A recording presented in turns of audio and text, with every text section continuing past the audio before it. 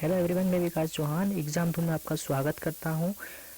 मैं आप लोगों के लिए लाया हूं एमपी के कुछ टॉप क्वेश्चंस जो एमपी के हर एग्ज़ाम में पूछे जाते हैं। कांस्टेबल हुआ, एसआई के एग्ज़ाम हुआ या फिर आरआरबी, एमपी का कोई भी ऑल एग्ज़ाम हुआ, पीएससी तक का क्वेश्चन इस टाइप के क्वेश्चन पूछते हैं। तो मैं आप लोगों के लिए जो क्वेश्चन लाया हूँ ध्यान से पढ़िएगा और अंत तक हमारे साथ बने रहिएगा वीडियो के साथ।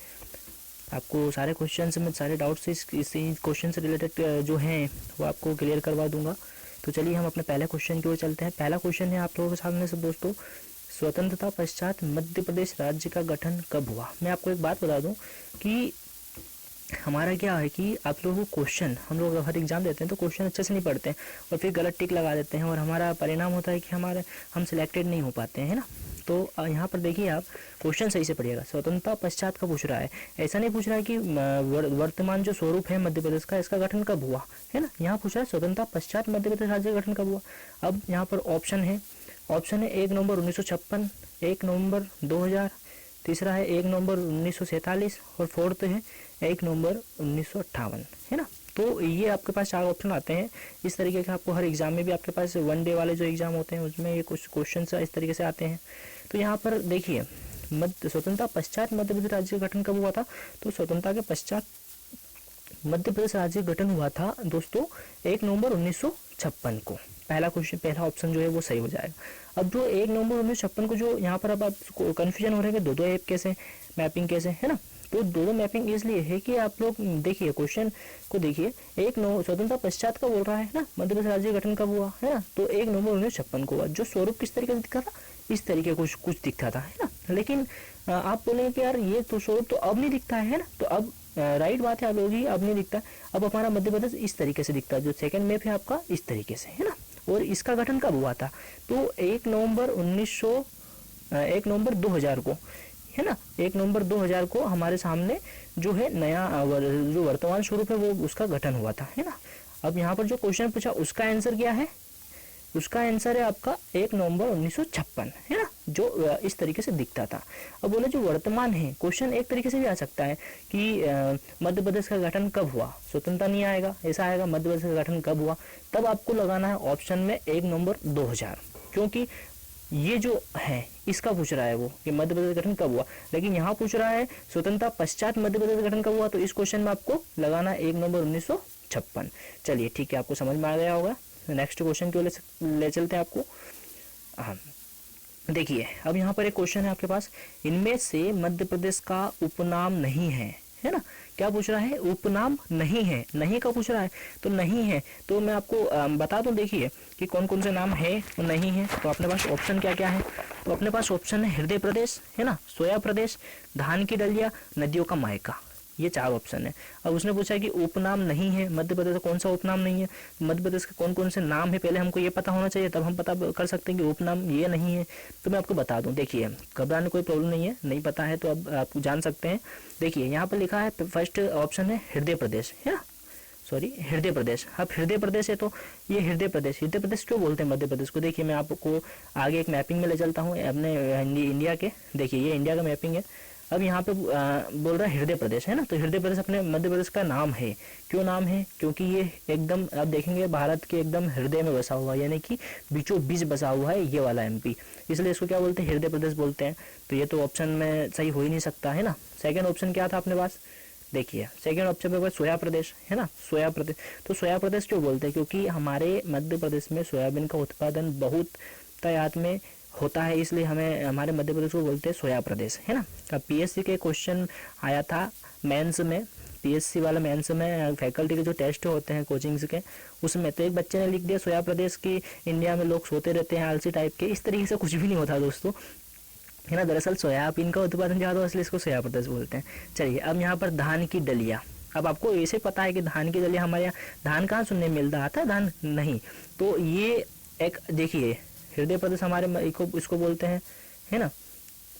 इसके बाद सोया प्रदेश बोलते हैं, है ना। इसके बाद नदियों का मायका, थर्ड ऑप्शन मैंने छोड़ दिया, नदियों का मायका। नदियों का मायका क्यों बोलते हैं, क्योंकि हमारे मध्य प्रदेश में अनेक नदियां बहती है, जैसे कि नर्मदा हुई, चंबल नदी हुई, बड़ी नदियां, है ना, सोन नदियां हुई, ऐसी बहुत सारी, ताप्ती नदी वगैरह करके बहुत सारी नदियां बहती है, इसलिए बहुत सी नदियां हैं, इसलिए इसको क्या बोलते हैं, नदियों का मायका। अब क्वेश्चन क्या पूछा था, इनमें से मध्य प्रदेश का उपनाम नहीं है, तो कौन सा नहीं है, तो आपको ऑप्शन में राइट लगा के आना है ना, आपको राइट लगा के आना है, धान की डलिया ये नहीं है ना। चलिए अब नेक्स्ट क्वेश्चन की ओर चलते हैं। यहाँ लिखा है कर्क रेखा मध्य प्रदेश के कितने जिलों से होकर गुजरती है। ठीक है, ये आपको याद करने वाला बहुत इंपॉर्टेंट क्वेश्चन है। ये किसी भी तरीके से पूछा जा सकता है, ऐसे भी पूछा जा सकता है कि कर्क रेखा मध्य प्रदेश के इस जिले से नहीं गुजरती है ना, और किस जिले से गुजरती है। चलिए डरने कोई बात नहीं है, मैं आपको एक एक चीज़ें आपकी डाउट्स कंप्लीट कराऊंगा। क्वेश्चन यहाँ पर एक जरूर दिख रहा है, लेकिन मैं आपके डाउट्स बहुत सारे क्लियर करा रहा हूँ, है ना। तो आपका भी फर्ज बनता है कि आप सब्सक्राइब जरूर करें, इसको हमारे चैनल को लाइक करें। ठीक है, देखिए अब हम कर्क रेखा मध्य प्रदेश कितने जिलों से होकर गुजरती है ना, ये डिस्कस कर लेते हैं। पहले तो मैं आपको ऑप्शन बताता हूँ कितने जिलों से गुजरती है, तो वो है आपके 14 जिलों से, है ना, कि कर्क रेखा जो है वो मध्य प्रदेश के 14 जिलों से गुजरती है। और कर्क रेखा एक काल्पनिक रेखा है दोस्तों। अब ये ऐसा नहीं है कि हमारे मध्य प्रदेश के बीचों बीच एक रेखा खींची गई है, ऐसा कुछ नहीं है, ये काल्पनिक रेखा है। ठीक है, जो काल्पनिक रेखा है ना। अब यहाँ पे मैं आपको बता दूँ, आपको मैं जूम करके बताऊँगा यहाँ पे सारी चीज़ें, है ना। ठीक है, ये जूम हो गया हमारा थोड़ा। ये इस तरीके से आपका वर्तमान जो मध्य प्रदेश है इस तरीके से दिखता है ना। अब यहाँ पर हम देखेंगे, देखिए कितने जिले हैं, रतलाम उज्जैन से गुजर रही है, आगर। अब यहाँ पर जो आगर मालवा आया हुआ है ना, ये 2013 के पहले किसमें था, शाजापुर में था। जो ब्लैक ब्लैक दिख रहा ना, ये शाजापुर के अंदर मिक्स था, इसलिए पहले किससे गुजरती थी, शाजापुर जिले से गुजरती थी 2013 के पहले। लेकिन अभी किसके वर्तमान में क्या बोल रहे हैं कि आगर से, है ना, किससे, आगर से। तो इसको हम यहाँ से कट करेंगे, है ना।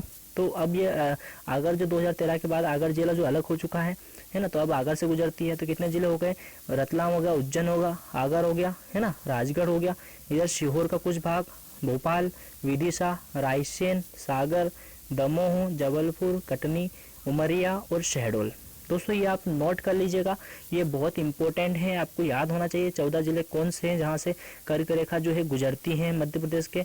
और हम यहाँ पे इंडिया के परिप्रेक्ष्य की बात करेंगे कि इंडिया के कितने राज्यों से होकर गुजरती है। क्वेश्चन ऐसा भी आता है कि भारत के कितने राज्यों से होकर कर्क रेखा गुजरती हैं, तो वो राज्य है 8। कितने राज्य टोटल दोस्तों, 8 राज्यों से होकर भारत के 8 राज्यों से कर्क रेखा गुजरती है। चलिए ये क्वेश्चन भी आपको उम्मीद करते समझ में आ गया होगा, आप भी थोड़ा सब्सक्राइब कर दीजिए। हम नेक्स्ट क्वेश्चन की ओर चलते हैं दोस्तों। ठीक है, अब हम चलते हैं अपने नेक्स्ट क्वेश्चन की ओर। चलिए ये आ गया नेक्स्ट क्वेश्चन आपकी स्क्रीन पर। यहाँ पर देखिए, भारत की मध्याह्न रेखा या मानक रेखा 82.5 डिग्री।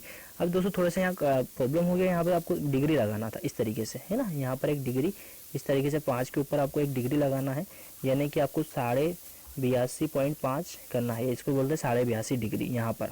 ठीक है, इस तरीके से क्वेश्चन है। तो अब देखिए, भारत की मध्याह्न रेखा या मानक रेखा 82.5 डिग्री मध्य प्रदेश के किस जिले से होकर गुजरती है। मध्य प्रदेश के किस जिले से होकर गुजरती है, यानी किसका बोल रहा है, मध्य प्रदेश है ना, मध्य प्रदेश के किस जिले से होकर गुजरती है ना। तो मध्य प्रदेश के एकमात्र जिले से होकर गुजरती है, मैं आपको बता दूं। यहाँ पर मैं आपको मैपिंग में ले चलूंगा।